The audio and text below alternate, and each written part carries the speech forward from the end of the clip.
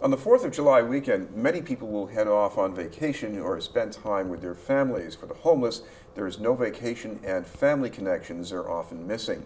But homeless advocates are trying to fill the gap by providing a way to connect and celebrate. The event's a cookout being held at a park in Lower Roxbury, and it comes after several months of struggle and headway for the homeless.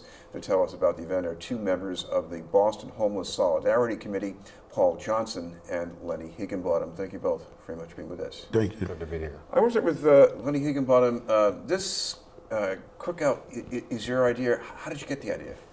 Well, about a year ago, 2 years ago maybe, I was at St. Francis House and having Thanksgiving dinner, and we're just giving God the thanks for being alive another year. While I was going through time of need of myself, and it just opened my eyes to look at people around me, and they were hurting. And inside of me says, maybe I could do something next year to help my homeless society friends and members, maybe with a cookout, and we can forget all about the pain we're going through today.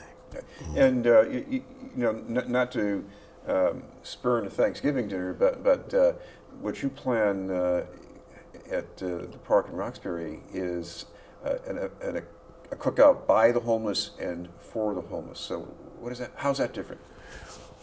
Well, it's not only a cookout, it's an outreach cookout.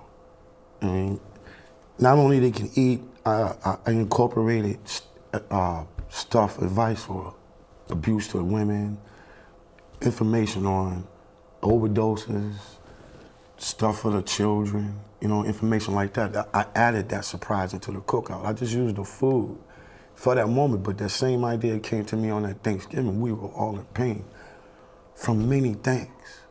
So I surprised them with those pamphlets and training on Narcan packs to help overdose victims to come back to us into that cookout.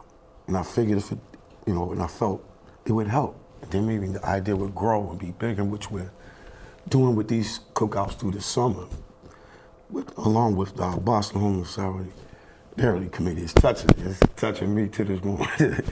And to see this vision come this full blown a year later is a miracle. Paul, what about that? You're dealing with pain. Everybody who's homeless is dealing with pain. How does a group like this help people? Well, what we did is a bunch of preceding my time with the committee, a bunch of advocates came together who were either formerly homeless or homeless, or some just advocates for the homeless, and built a coalition of people to be there for not only policy issues, as in getting people in houses, but just so people can lean on each other with as far as the whole homeless condition goes. How does that feel for you, just being in the company of people who've been through this like you have, and focusing on things you can do to make it better? Well, for me it was major because I was homeless through most of 2014, and just knowing that there was a sort of a group out there of people that could relate to it, and that I could come to for advice as to what the next steps would be, and just a warm bunch of people to come and be around. Lenny, this is going to be happening, is it Ramsey Park, Yes. Derby Yes. Park, or what do we call it these days? Ramsey Park, official name of it. Jim Rice Field, Ramsey Park. The nickname for it is Derby Park, well known for it. It's a nice place. A lot of good things happen there, and it's a main central point where a lot of the homeless go there and hang out anyway. And to bring this type of event like this, and it just changes the environment. The kids, they can bring their kids that they couldn't see on those type of days, split away from their family because of maybe bad relationships with, by that. And then that day they can just, for a minute, release it and have this type of event for them, Right. Paul, what about what's been going on since this coalition came together? Because this goes back to that great crisis we had when the Long Island Bridge had to be shut down. A lot of people scattered. They were relocated, but obviously they had to make up for some lost ground. Yeah, and that's the what I should have touched on first, but that's how the group formed after October 8th of 2014, when the bridge closed, or the mayor closed the bridge, better way to put it. Is the group came together and began almost as a protest group and then started with advocacy for people so they could have some place to stay. Now it's gone into a full-blown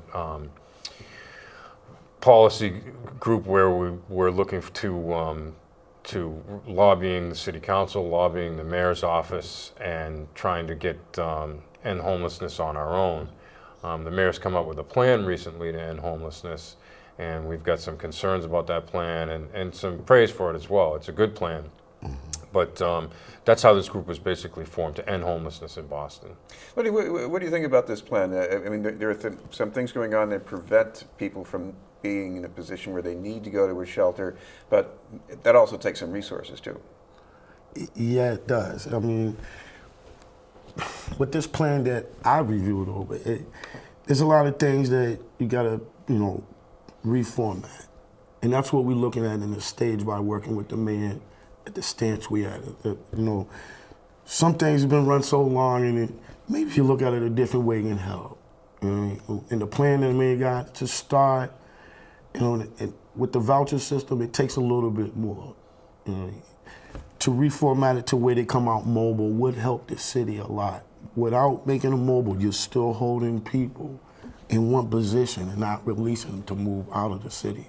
So just putting vouchers out there without making them mobile, it helps a little, but it's not going to help a lot. You still really basically not going to change. Paul, a little bit of time here. Housing first, that's an important principle, because if people don't have housing, they won't be able to have the other thing. Exactly right. Housing First is a program that's in place in many major cities throughout the country, Washington, D.C. being one, Seattle, Washington, Salt Lake City.